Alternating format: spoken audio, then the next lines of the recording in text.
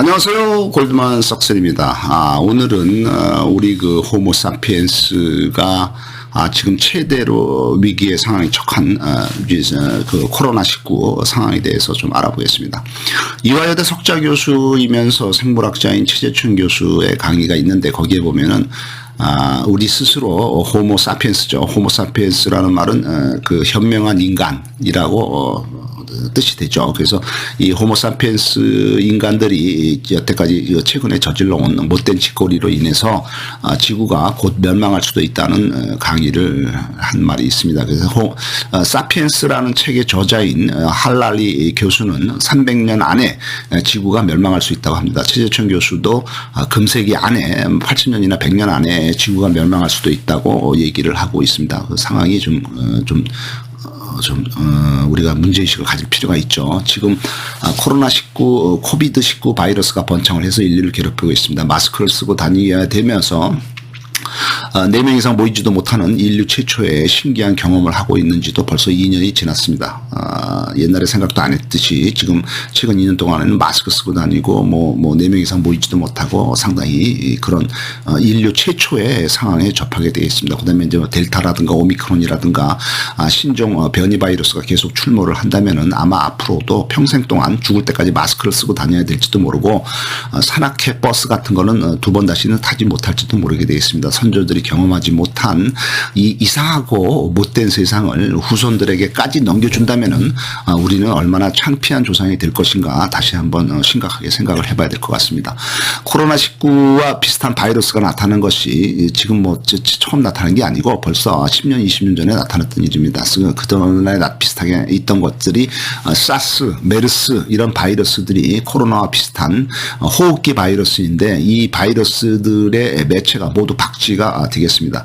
지구 온난화로 인해서 지구 온도가 점점 상승한 것이 원인이 되겠습니다. 지구 온난화로 인해서 열대지방에 살던 박쥐들이 온대지방으로 서식처를 옮겨오면서 베트남 등 동남아시아와 중국 남부지방으로 이주를 하면서 우한이라든가 이런 데서 온 거죠. 그래서 이제 좀 따뜻한 그 열대지방에 있던 박쥐들이 점점 북쪽 지방도 따뜻해지니까 온난화로 그러니까 그쪽으로 자꾸 북쪽으로 올라올 수 있는 거죠. 따뜻해지니까. 해서 면역 체제가 준비가 안 된 이전에 경험하지 못한 그곳 지역에 살던 인간들이 그 신종 바이러스에 전염이 되면서 그 사스, 메르스, 그다음에 코비드 이런 게 이제 전염이 된 겁니다. 중국의 남부 지방으로 이주한 신종 바이러스가 그런 박쥐의 이동으로 해서 넘어온 그 바이러스가 100종이나 된다고 합니다. 박쥐는 모두 다 몸속에 바이러스 한 3개 정도 2개나 3개를 기본적으로 갖고 있는데 그 바이러스가 이제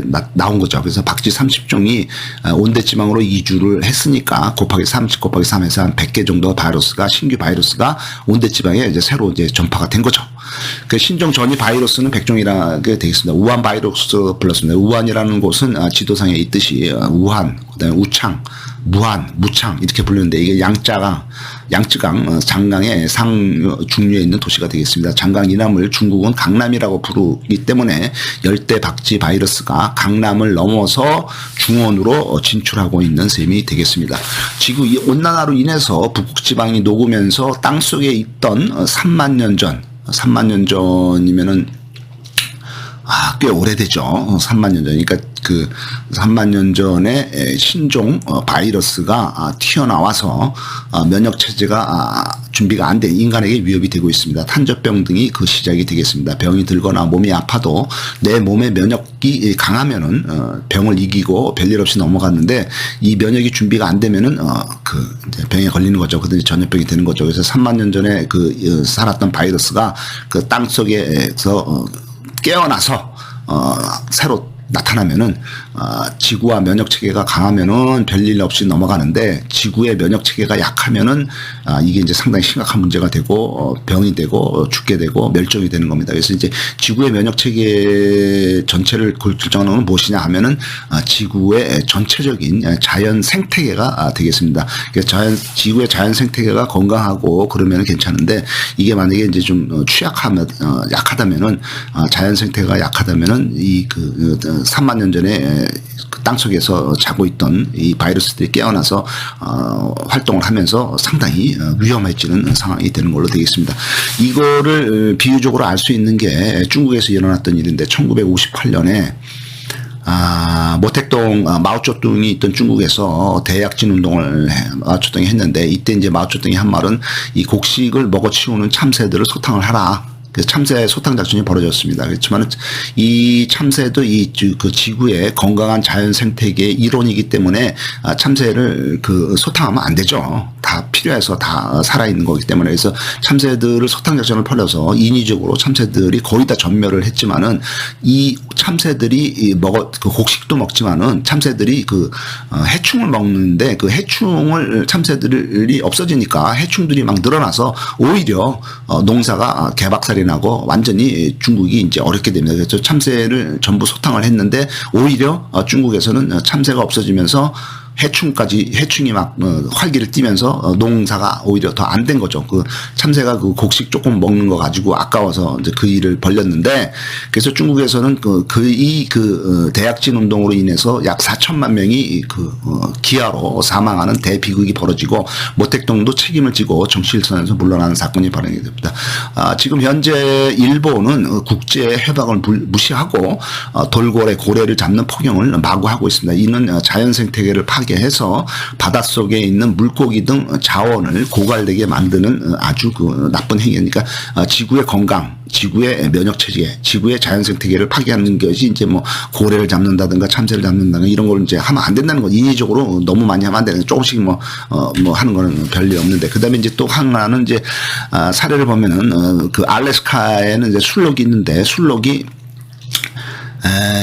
술록을 이제 술록의 천적은 늑대인데 늑대들을 이제 다 잡아 죽이죠. 그래서 늑대가 지금 없어졌죠. 그래서 늑대가 없어졌기 때문에 술록이 막 늘어나죠. 그러니까 술록이 너무 많이 늘어나서 이 술록이 이제 풀을 먹고 자라야 되는데 이제 개체수가 너무 많아지니까 풀을 다 먹어치워가지고 풀이 없어집니다. 풀이 없어지니까 먹을 게 없으니까 이제 거꾸로 이제 술록이 멸종되는 거죠. 그러니까 우리가 함부로 늑대를 죽여서도 안 되고 그다음에 뭐 함부로 풀을 죽여서도 안 되고 술록을 죽여서 안 된다는 얘기입니다. 그러니까 자연 생태계가 건강하고 면역 체계가 강하려면은 모든 게 서로 조화롭게 같이 같이 살아야 되는 거죠. 그래서 지구의 자연 생태계는 모두 연결돼 있다.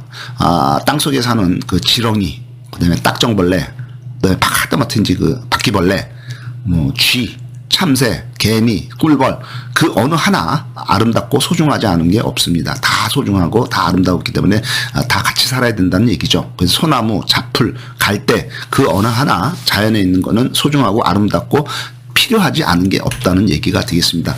하지만 인간들이 마구 잡아 죽이고 마구 먹어치우고 하는 그 못된 짓거리가 지구를 망치고 있습니다. 땅을 마구 파헤치고 나무를 마구 태우고 가축을 마구 키우고 마구 죽이고 지구가 아파하고 있습니다. 지구 생태계 균형이 무너지면은 몸속에 장 속에 있는 유익권 유해균의 균형이 무너져서 몸의 건강 면역 체계가 무너지듯이 지구 면역 체계도 무너지게 되겠습니다. 그게 무너진 순간 한순간에 병들고 죽게 되는 것이 되겠습니다. 집신벌레라는 벌레가 있는데 이거는 이제 완전히 원생동물이죠. 가장 지구상에 나타나는 이제 초기의 생명체 형태인데 집신벌레는 이분법으로 자신이 스스로 둘로 나눠지면서 번식하고 증식하는 숫자가 1초마다 2배는 똑딱하면 2개가 딱 되고 그다음에 똑딱하면 이제 4개가 되고 똑딱하면 이제 4개가 이제 각각 나눠지니까 8개가 되고 이렇게 늘어납니다. 그릇 안에 집신벌레 한 마리가 이분법으로 증식을 해서 순식간에 그릇의 반을 채우게 됩니다.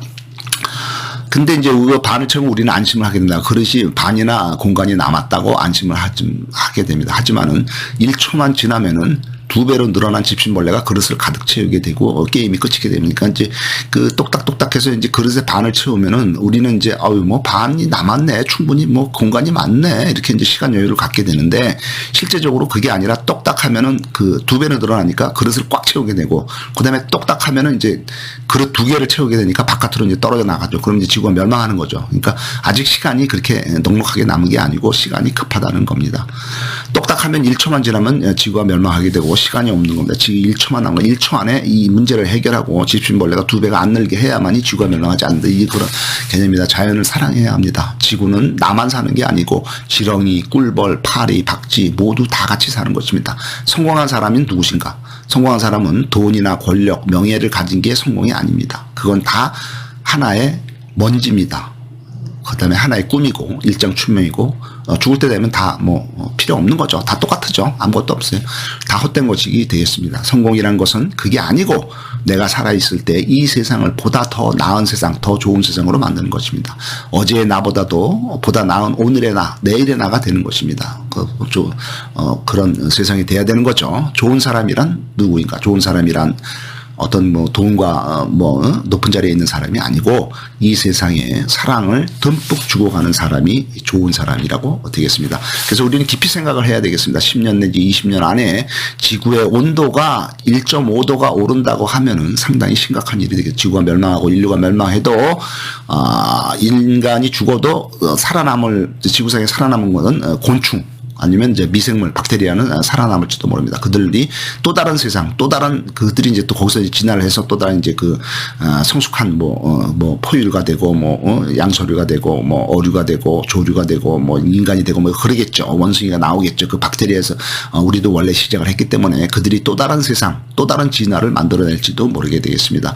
왜냐하면은 우리 인류도 38억 년 전에 세포 핵도 세포 소기관도 없이 세포막 안에서 둥둥 떠다니는 그런 RNA만 가진 박테리아 미생물이었기 때문에 되겠습니다. 그래서 38억 년을 거치면서 그 박테리아가 지금 인간이 된 거죠. 그와 같이 또 다른 세상이 펼쳐지게 될지도 인류가 멸망한 후에 또 다른 세상이 펼쳐지게 모릅니다.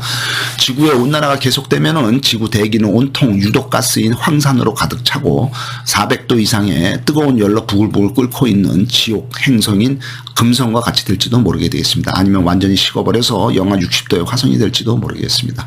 지구를 살리려면은 지렁이, 자풀 등 모든 지구상의 생명을 존중하고 동등한 우리와 똑같은 존재로 존중해야만 합니다. 지렁이를 존경해야 하며 같이 살아가야 한다면은 소통과 관계가 가장 중요한 인간끼리는 더더욱 서로 존중하고 서로 같이 살고 서로 아끼고 그렇게 공생을 유도를 해야 되겠습니다.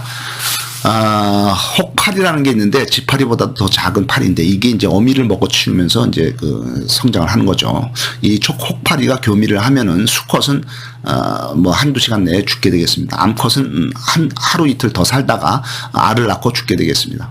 솔잎 혹파리라고 그러죠. 솔잎에 100개 정도의 알을 나누면은 한 일주일 정도 지난 후에 부화한 애벌레는 솔잎의 수액을 먹고서 자랍니다. 벌레혹이 형성이 되면은 솔잎의 성장은 멈추고 벌레혹당 평균 6마리의 유충이 이 혹파리 유충이 살게 되었습니다. 유충은 2번 탈피를 하고 빠르게 성장을 해서 밑으로 떨어져서 흙 속에서 땅 속에서 월동을 하게 됩니다. 이제 떨어져서 이제 땅 속에 이제 조금 이제 태어나자마자는 이제 솔잎에 태어나기 뱃속에서 이제 어미 뱃속에서 알을 낳으면은 알이 이제 어미 속에서 하루 이틀을 살면서 어미를 이제 뜯어먹고 살다가 거기서 나오죠. 어미가 죽고 나서 나오면은 그 알은 이제 솔잎에 붙어서 솔잎에 수액을 먹고 자라게 되다가 거기서 이제 유충이 이제 솔잎의 수액을 먹고 자라다가 거기서 이제 탈피를 하고 이제 땅으로 떨어져서 땅 속에서 이제 월동을 지내면서 이제 살아남는 거죠. 잎목 고사율이 80% 이런 쪽으로 이게 이제 솔잎 혹파리가 붙으면은 그 소나무는 이제 이제 죽는 게 확률이 한 80% 정도로 아주 치명적인 것이 되겠습니다. 거미나 박새 등이 이들의 천적이니까 거미라든가 박새가 와서 이제 먹죠. 유충이나 알을. 혹파리 알은 어미 몸속에서 부화해서 안에서 어미를 먹어치우고 며칠 뒤에 어미의 키틴지 껍데기만 남기고 밖으로 튀어나오게 되겠습니다. 여기에 이제 어미 껍데기가 되고 유충이 이제 튀어나오는 거죠. 이제 어미를 다 이제 먹고 영양분으로. 환경에 놀라운 적용을 하는 혹파리는 먹이가 풍부하면은 먹이가 많으면은 뭐 아쉬울 게 없으니까 혼자서 처녀생식을 해서 혼자서 막 암컷을 계속 낳는 거죠. 하지만은 뭐 먹이가 없으면은 이제 유성생식을 하게 되겠죠. 그래서 이들은 솔잎 수액을 먹고 자라게 되겠습니다. 먹이가 부족하면은 수컷과 암컷이 이제 서로 먹이가 풍부하면은 그냥 혼자서 낳을 때는 암컷만 필요하게 암컷만 계속 낳는 거고 먹이가 풍부하지 않고 환경이 안 좋으면은 이제 수컷과 암컷이 이제 유성생식을 하고 유성생식을 하면서도 새끼도 암컷만이 아닌 수컷도 이제 깐다는 거죠. 그다음 어미 몸속에서 어미를 먹어치운 후에 세상에 나오는 것이 이 혹파리의 일생이 되겠습니다. 이것도 뭐 우리가 뭐 비난할 필요는 없습니다. 자연이 그렇게 이제 필요해서 만들어 놓은 거기 때문에 자연이 이걸 만든 것에 대해서 그냥 순응을 하면서 그게 이제 일생인가 보다 이렇게 인정을 하고 우리가 공유하고 소통을 하면 됩니다. 감사합니다.